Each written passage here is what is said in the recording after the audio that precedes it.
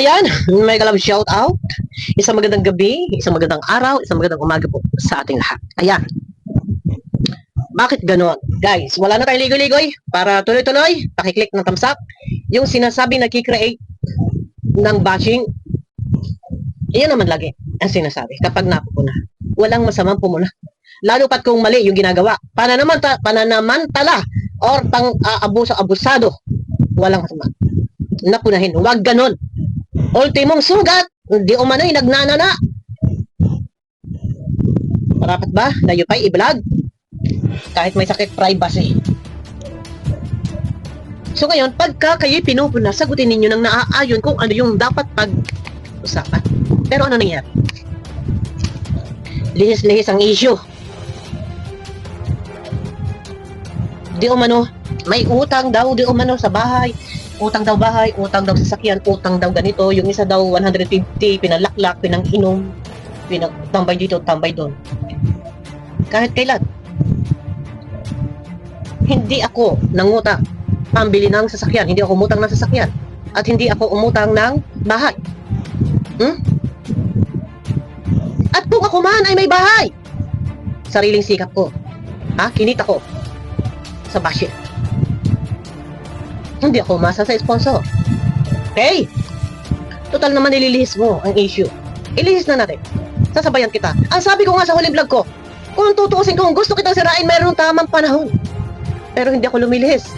Nasa tamang usapin ako. Pero nililihis mo. Sige, sasabayan kita. Ililihis ko din. Short video lang tayo. Ako'y may natanggap na isang reklamo. Hindi lang ito. Isa lang muna. Ang ilalabas ko. Isa lang muna ang ilalabas ko. Ngayon, tatakpan ko ang pangalan ng isang sponsor para sa kanyang seguridad. Wala na akong babanggitin pang mga pangalan kung sino mang mga pangalan, kung kanino mang mga pangalan. Kung sino man ang aking nire-reaksyonan, kung sino man ang mga sponsor, wala na akong babanggitin pang pangalan. Isang reklamo ng sponsor, hindi ko papangalanan, para sa kanyang protection, sa kanyang privacy. Ito pa, babasahin ko. Nakikita niyo sa screen. Hiningi ko ang pahintulot bago ko ilabas ang screenshot na to.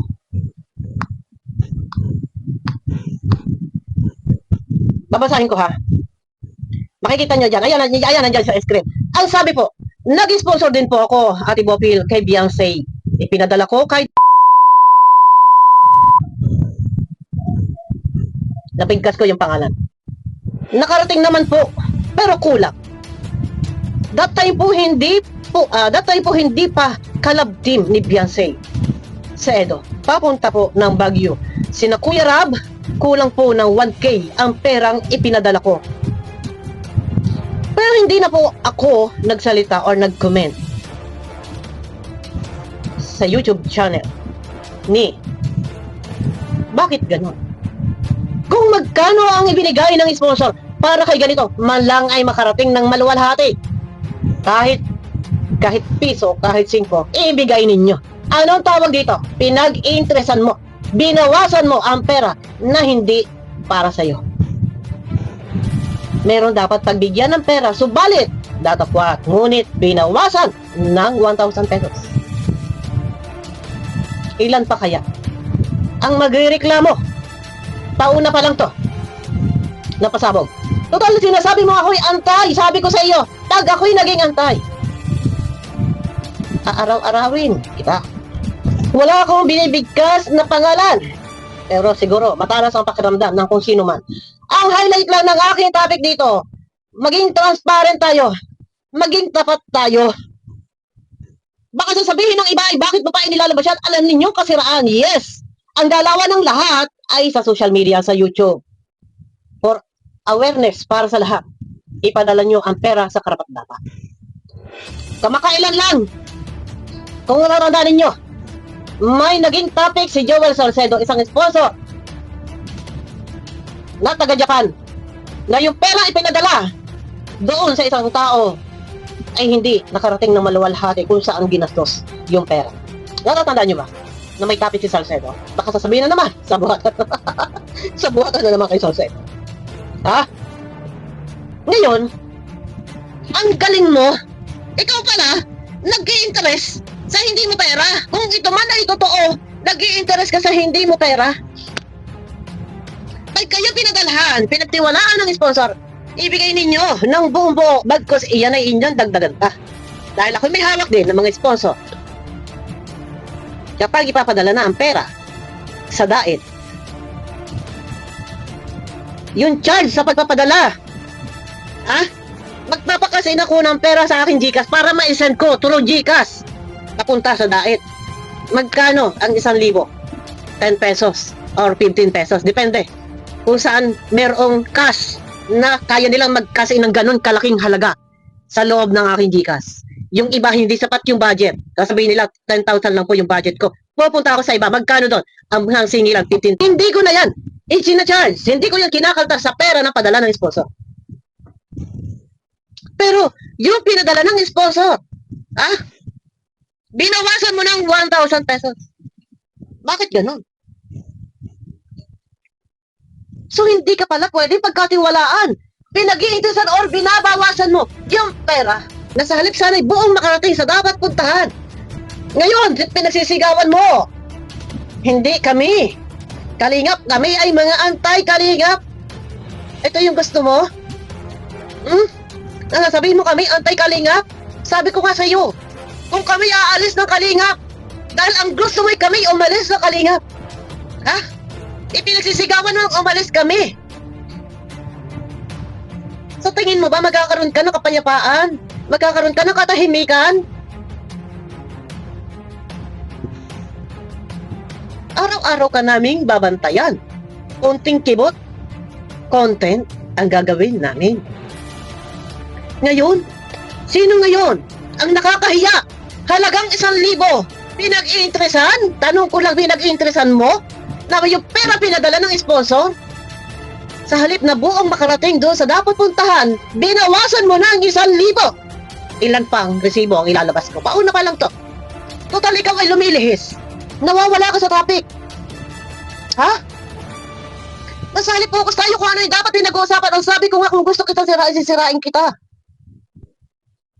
Pero personal yung attack mo. At ang gusto mo pa ay palayasin kami sa kalingap.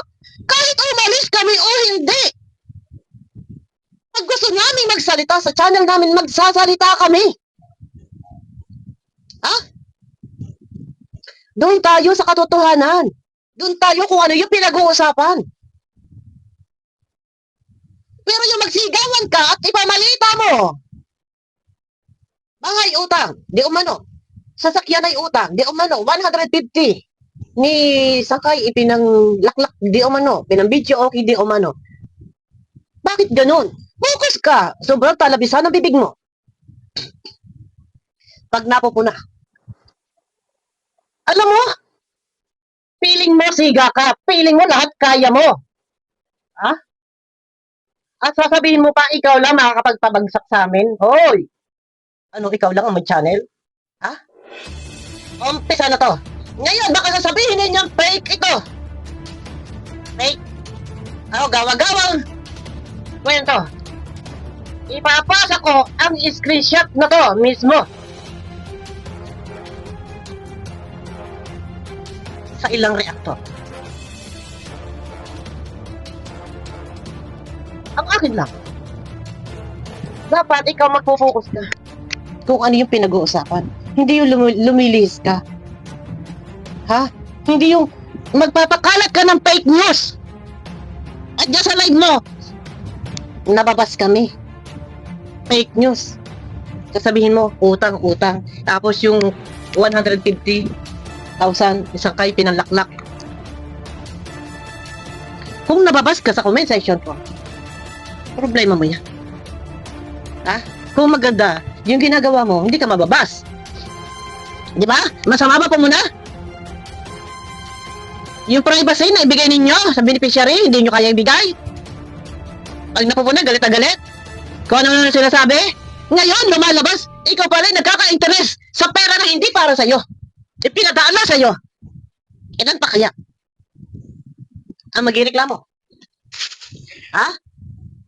Pwede po magreklamo yung iba. Nasa ganun, transparency po ang ating nakabul dito. Ha? Pwede po. Pwede po mag-PM. Pagproteksyonan po namin ang inyong mga pangalan. Total naman sinasabi nila eh. Sinasabi niya, pinagsisigawan niya. Antay daw kami. Antay na ko antay, sabihin mo. Ikaw lang naman nagsasabi niyan eh. Kung si Kuya Balya, niyayakap kami. Nasa BIOS. Ha? Vice President ako ng BIOS. Nasa Karepa ako.